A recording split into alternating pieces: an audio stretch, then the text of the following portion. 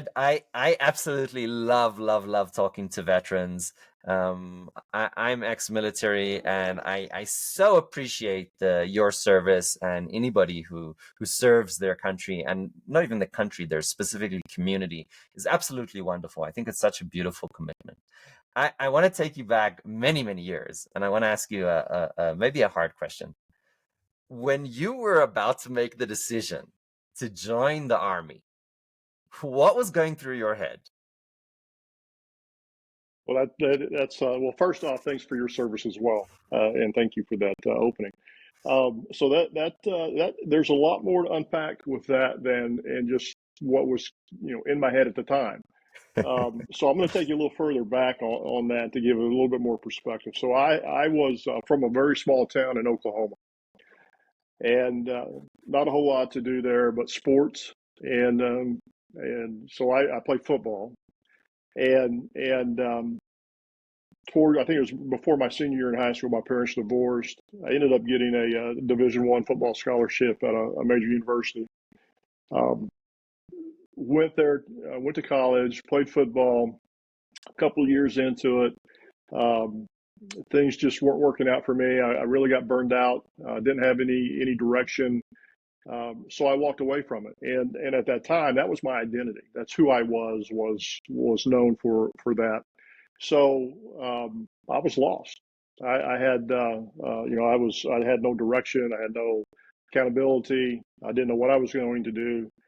But I knew that I needed discipline. I needed focus, and um, I thought the service was the way to go to get that. So at that time, I made the decision to go down to the Army recruiter and talk to them, and of course they were like, "Yeah, we know, yeah, come see us, come see us." And then one thing led to another, and I joined the Army. And I got to tell you, it was the best decision I ever made at that time. That's such an interesting comment because you said that was my identity. And you went through this almost identity crisis. Keep me honest if that's a fair statement.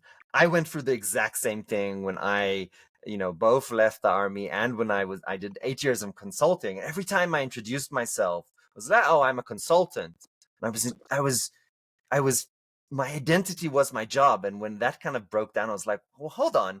No, I am my own person. My identity is not my job. It was such an eye-opening thing for me. I really appreciate you saying that. Throughout your military career in the army, you must have had pivotal experiences that made you see the world differently. I know this is true for me. Tell us one of those stories where you're like, huh. Well, I think there were many, to your point there, and for me again, being from a very small town and being isolated within that community, joining the army, going on to my first assignment, which was actually in Wiesbaden, Germany, and having people from around the country, the United States, that were now within my community, as well as the foreign nationals that were there, really opened my eye into learning more about the world and other people's perspective, and I learned so much from others and their thought process, and that really allowed me to further develop myself. Um, That's such an important point. So, a massive double-digit amount of Americans never leave more than 50 miles of where they were born, and also double-digit. I think it's like close to 40% or something like that. I need to check my numbers. Don't have a passport, right? So they've right. never left the country. Um, so I want to dig into this point. What are the things, traveling the world as part of the army? What are the things that changed in your perspective? I think I'll start with acceptance, Mhm. and I was pigeonholed into a white, male-dominated community, and I was able to make friends and learn from others and their perspective that they brought to the table from their backgrounds. and it really helped me with that development stage of inclusiveness, diversity, being able to make better decisions because I could put others people's perspectives in my own and look at the cause and effect much more effectively, which has benefited me throughout my entire career. I love that. I met a friend literally in the middle of the Brazilian forest. It's a place called Manaus, where they manufacture electronics for various historical reasons, tax-free zone. I felt I had more in common with than people that were my neighbors, here in the States. But on the other hand, I've met people in the Far East where I suddenly understood that the culture is just so different. And for example, there's this clash of values, really. Right. So, many of us know that in the Far East, this value of family and hierarchy and respect, so not a humiliating person, can actually be more important than a value that to us Westerners is incredibly important, which is actually truth. So, those values just came clashing at me. It was such an interesting experience. So I appreciate your perspective. What was Yeah. the moment? Go ahead. No, I was going to say, I think those different perspectives and values makes you just a better human being. Oh, And 100%. I don't think you can speak enough of the value that it brings to your So growth. I talked about this in other podcasts, so I'll just mention it very shortly. Look up, if you haven't seen this already, the story of Brown Eyes, Blue Eyes, and how the school teacher basically imposed racism. The bottom line is that the research after that is that experience increased their IQ by, I think it was like 80 points, which was, they were like, this is bullshit. The universities were like, oh, you're just a school teacher, you don't know what you're talking about. They came, they checked it out, and they were like, oh yeah, this had this huge impact. Who would have known? So I'm going to argue that not only it increases your your acceptance of people that are different than yourself, I would say it makes you smarter. Like All, research proven. I completely agree with that, and I have seen the Brown Eyes, Blue Eyes, It's and that is a remarkable study that really tells you that racism is developed. Right, you learn yes, that. That's not yes, something that you're innate born with. So, uh, absolutely. And uh, I would go and say something maybe outrageous. Maybe I get canceled for this, but I would say that in many ways, the antidote to racism is to put yourself out there and to experience these different cultures and different people, and just understanding the whole fabric of life and people and cultures. I think it's such a wonderful antidote to what I think is in essence fear of the other. Really, is what I think it is. But I don't know if this is really true. well, Um, I would agree with that analogy. Yeah. Going out of the military, you mentioned to me that it was a scary thing. Why was that? Well, for me, it was I was looking for that discipline, that structure, that purpose, um, that serving your country uh, had a lot of meaning personal to me. Right, I thought that was something that I think everyone should have to do. I just think you grow so much with that. So having that structure, and then making the decision to come out of the military and the unknown. At that time, I was married and we had two young boys. So the structure or lack of structure that I was facing coming out of the service was scary. How was I going to support my family and make sure that they were taken care of? Because I didn't have a job initially when I was coming out of the service. So we just made the decision, and it's kind of funny that we did make this decision because I was at the stage in the service where now all the promotions were time and grade. You were going to be moving quite a bit, and did we want to move that much? So that was one of the reasons why I didn't want to wait, for 2 years to get another promotion or whatever it may have been. And we didn't want to move a whole lot. Well, that's a whole different story that we'll probably talk about here in a little bit. But so the uncertainty was really scary, but it was a leap of faith. Absolutely. And there's a saying, I don't know if you have this as well, but we used to say that you can take apologies for, any kind of gender discrimination here, but you can take the man or the woman out of the military or out of the army, but you can't take the army out of the man. And the reason that we say this is because there is this concept of mission. There's this concept of service to community, which I feel strongly to this day, and I think you would agree with me that that's how you feel today as well.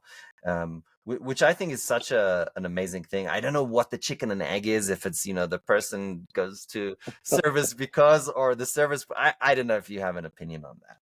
Uh, well, But I do agree with you about you can't take the military out of the person, yeah, regardless. That sense of mission, the service to community, um, helping your fellow citizen, yes, your battle buddy is what we used to call it, right? I'm sure right, it's still called the same thing. yes, Um, but yeah, you can't take that out once you get it. yeah, brother in arms. Um, I want to ask you, and this is a little private, so I want to ask your permission to ask you: did your service impact your, let's say, philosophies or strategies or practices around raising kids? Yes. Okay, if you want to get into that, tell us a story about how it kind of changed your perspectives, or, and I'm going to make a guess here. I'm going to go a little bit on a fishing expedition. For me, it drives some values. If that resonates with you, what were those values and how did it look like when it came through your journey with raising children? So I think it's twofold for me. I think there was a rigidness there. Um, the values are respect for yourself, respect for others, treating others as you'd want to be respected or treated, um, helping others, being involved in your community, making sure that you have character and integrity. That was extremely important to me. It still is extremely important to me. So that spilled over from my military. Now, and I mentioned a little bit more rigid than what I probably should have been at the time. And I think I've learned that as I've grown and as my children have grown. I didn't always have to be that stern father figure. Uh, maybe there were times when I should have listened more, been a little bit more compassionate. But I think that is my learnings that I had to go through, and adjust as I came out of the military as well. I think that's such an amazing process that all of us as parents go through. And I even told my children at one stage, look, I'm learning how to be a parent as you are learning to become a human being. We're doing this together as a team. And, I have admitted and I've said, look, that was not the best decision on my part. And, in the same way, which I say to my kids, like, that was not a great decision on your part. So I just love your humility and honesty and kind of sharing your journey. Yeah, I You, think that you develop that sense as you grow as an individual. I think if you don't have the ability to be humble, let yourself be vulnerable, then it's very difficult for you to be able to admit that to your children. yes, And that is critically important, to be able to take a step back, be humble within yourself, and allow yourself to be vulnerable to where you can say, I could have done something better, or I should have listened to you a little bit more. I'm not always right. It's not my way or the highway. right. And that's such an amazing thing, right? You said humble and vulnerable. I would argue that those are two key ingredients to a superpower, which is self-awareness. If you have those two key ingredients, you're on your way to having self-awareness, which is the tool or the technique to become a little better of a person, professional, whatever, every Right, single day. So that's right. that's such, I just love that. Humble and vulnerable. You mentioned character. This is something that I think is incredibly important. What does character mean to you? You talked a little bit about integrity, but share with us, what is character? What are the type of people that you strive to be, that you strive for your children to be? Honesty of purpose is a big part of character for me. Okay. If That's a little bit of a military kind of jargon. So explain it to us. What does that mean? Honesty of purpose.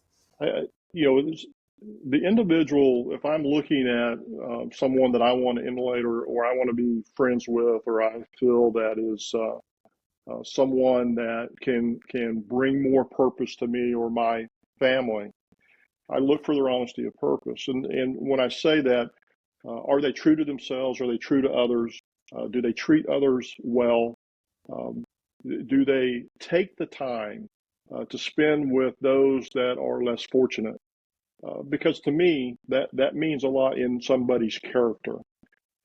You have a couple of ways you can go as an individual. You can be all about yourself, um, and focus on your drive, your accomplishments, or you can have character to the area of honesty of purpose in taking the time to help others, talk to others, work with others, share your experiences with others, learn from others, at the same time be driven and be highly successful.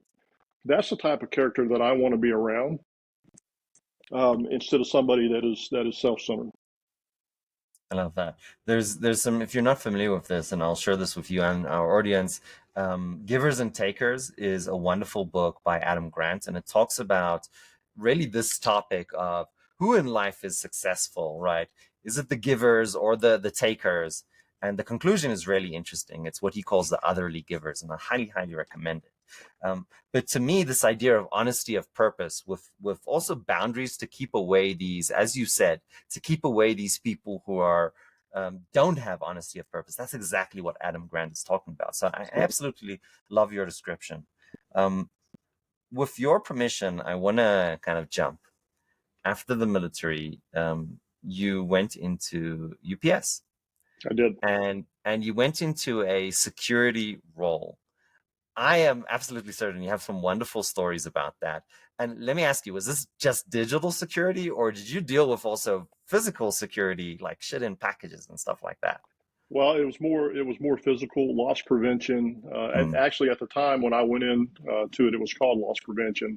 mm, And then later on we changed our name to security. mm, We thought that was a better fit, but it was investigations, employee wrongdoing, wrongdoing outside of the company. Um, so it's interesting. I didn't start with UPS in the loss prevention security world. I had mm, we were stationed in Virginia. Getting out of the service, I had a friend of mine that I went to high school with. One of my best friends. He was a driver for UPS at the time, and we were coming back to our hometown so that I could go back to school. And I needed a part-time job and with benefits, and UPS happened to have it. So I started as an hourly with UPS part-time, with no intentions of staying at UPS. I was going to go back into some form of federal law enforcement. Um, so 32 years later, I retired from UPS. when did UPS figure out that, hold on, he has experience with the military police investigating, we should use those skills? I was there for about 6 months, Okay. and then they had a program where they reviewed applications and different backgrounds on employees and look for certain skill sets, Mm. and then they would come and visit that individual and see if there was any interest. Oh, wow. Wow. What did that transition look like? Was there a training program? What did that beginning look? First of all, that's pretty amazing. I mean, I never knew the UPS did that. I think that's a role model for any company to be like, oh, let's learn more about our employees and see if we can promote them. That's kind of mind-boggling in today, corporate, sometimes toxic culture. So A, wow. B, what did that look like? How did they do that? What was your kind of program? Well, so I had UPS, and for me was a ideal fit. At the time, it was a privately held company. It was very um, similar, in my opinion, to the military. You had accountability, you had discipline, you had certain policies and procedures. You had a rank and file type system. So my fit was really good for that. And when I went into uh, the loss prevention field, they had this very similar training. I mean, it took you from A to Z. You spent time in other departments. You learned other departments. You learned, all the security processes and procedures that they had developed. And then you really went on a 6 month basically training program, to your training program, where your manager sat down with you and reviewed policies and procedures, and it was a knowledge check. You had to demonstrate certain things. Um, but it was very similar to the military, and I loved it. Amazing. Can you think from your, history of, loss prevention and fraud, what is one of the stories that you investigated that kind of stand out that you can share with us? Well, there were a lot of I would say bad actors, outside of UPS, and some inside as well. But I was in one particular that stands out as, um, I had responsibility for the U.S., and there was some armed robberies, strong armed robberies, with our drivers in California, in Northern California, and it took quite a bit of analysis, analytics, working with uh, law enforcement, uh, to come together as a team. Actually, we ended up involving 17 different police jurisdictions, Wow. including the FBI, Secret Service. There was a lot to this. But what these folks were doing was, there was a set of them that would basically lie in wait with our drivers, and they would steal cell phone packages Mm. from the drivers, and they would physically, you know, take the packages, push the drivers, whatever it may be, and they were renting cars, so they had fake license plates. We had descriptions of them, um, but it took quite a long time to be able to put everything together and the pieces together. I mean, we had tracking devices. It was pretty in depth, and there was a chief of inspectors out of the Alameda County District Attorney's Office that really took the lead on it, once we brought it to him Mm. to review, and the district attorney there agreed. The U.S. attorneys, agreed to be involved, and it was amazing to see the cooperation among all of the different law enforcement agencies once they understood what was happening. Mm. And the bad actors knew exactly what they were doing and how they could get away with it. And when it was all said and done, there were multiple arrests. There was quite a bit of property that was seized. There was an international component to it. Oh, wow. They were the cell phones were going to a fence there in California, who was a third national that was, sending them overseas to Afghanistan and other places. So it was very involved, and it was just a really interesting case to be involved in, and see come together, in the cooperation from everybody. So that's one that stands out. That's amazing because, we send a package, we just assume it will, arrive. We never imagined that, and who was behind this organized crime, or this was just a rogue group. You never imagined that, these things can get in the way of these basic services. I don't know if you heard about this, but some crazy situation where a hacker tried to increase the amount of chlorination in a water facility. I think it was in Florida, but don't hold me to that.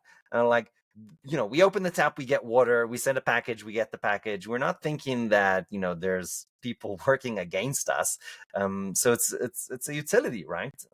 Getting shit, right? Yeah, there is a lot more that is happening than people realize, and there's a lot of, Russia, China. There's a lot of hackers that are trying to infiltrate not only the carrier systems, but other company systems as well, to take advantage of whatever it may be, refunds, or stealing identities, or what have you. But it's pretty widespread. But the defense mechanisms that are put in place, and the uh, agility of some of these folks that work for some of these companies is pretty amazing. Really smarter than me, but it's nice to see that we have those available. I want to ask you a question, and our audience knows that there's no prepared questions that I have or that I shared with you. So this is all on the spot. Um, what do you think the role of government is when it comes to regulation and laws as pertaining to the general topic of fraud and security? Are there opportunities that we are missing out on? Should the government be doing more, for example, around identity?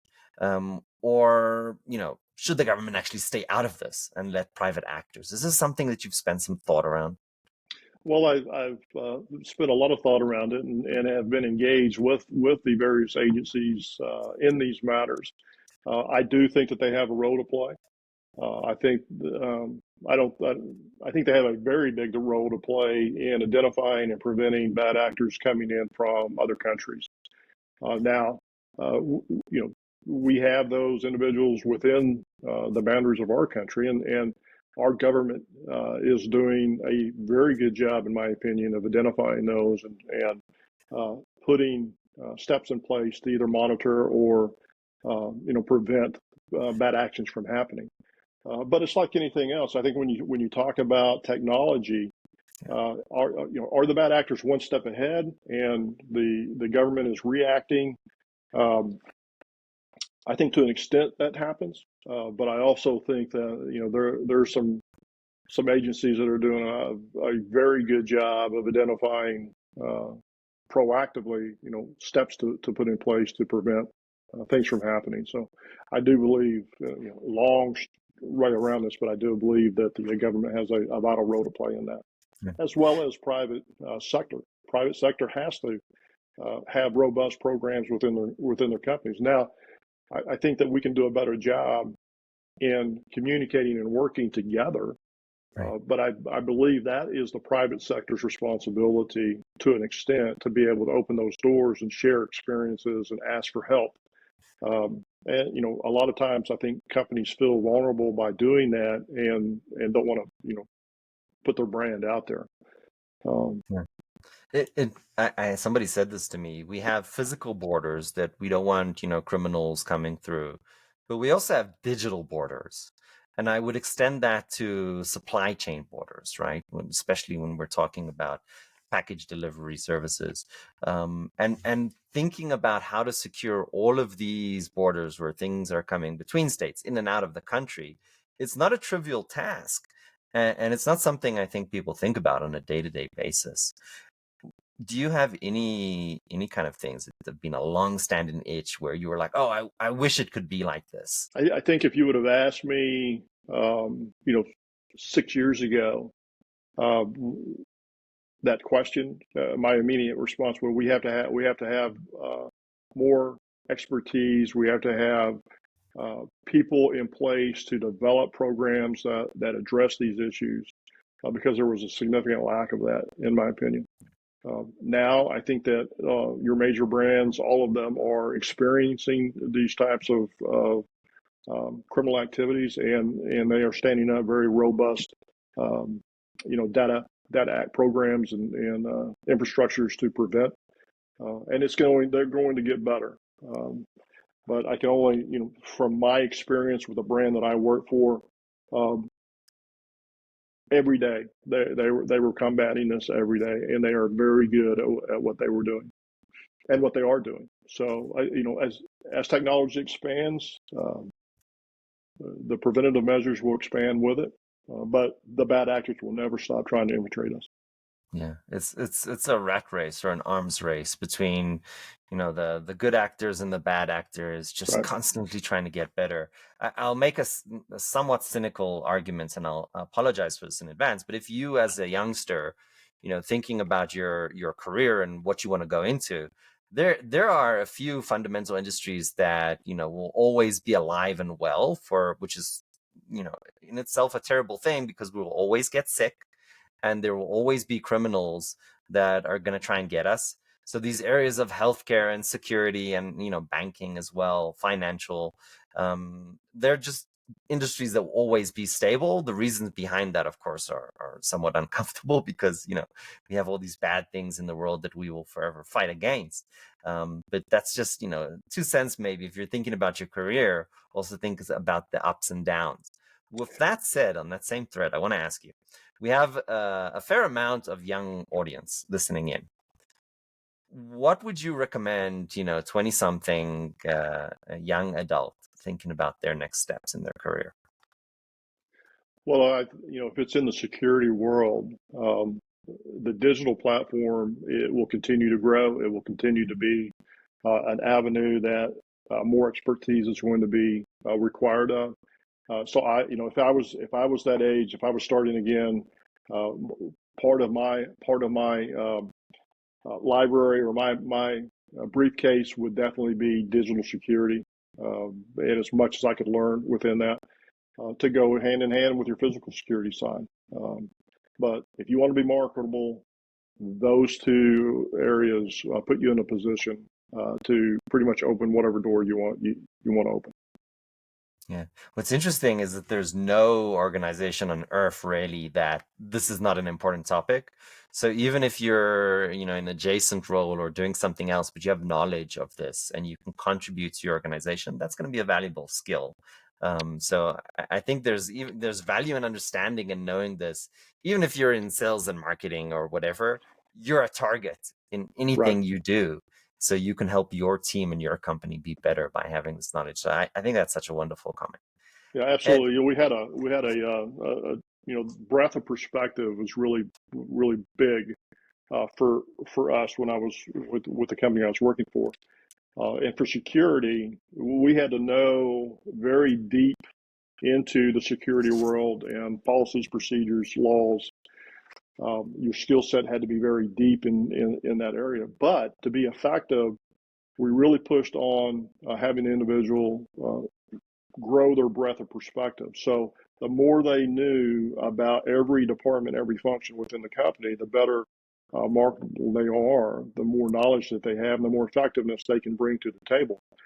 Because you're going to be very deep in this column, but if you're wide in all the others, then it's just going to make you better. And I would encourage anyone to not let themselves become pigeonholed, but to learn everything they can about any other position within the company that they have access to.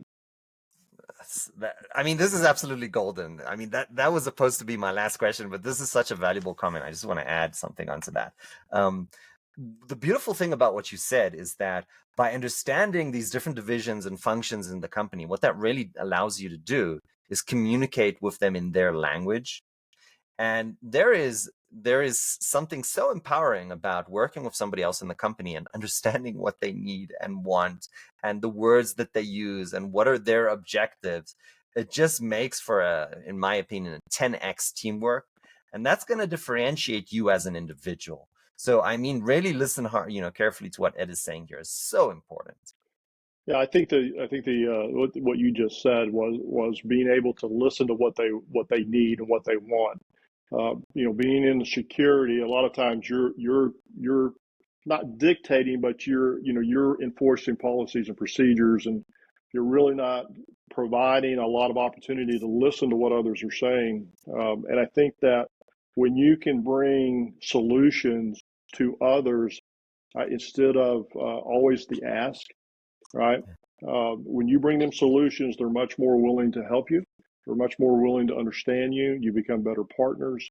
And then, I think that leads into your development and your leadership because it allows you to be vulnerable where you can listen to others' criticism of you. And if you can't take criticism from others, you're not going to be able to develop to a leader position as you would want to. 100%. Ed, what an absolute pleasure. I appreciate you coming on the show so much today. It was just great. I enjoyed it. I think that it's very value added, and I wish we would have had this platform when I was young to learn from. This is really the time has just flown by, and I would love to do it again sometime in the future. But thank you for the opportunity, Ariane, and Thank, thank really you do so, appreciate it. thank you so much, Ed. So much fun. Absolutely.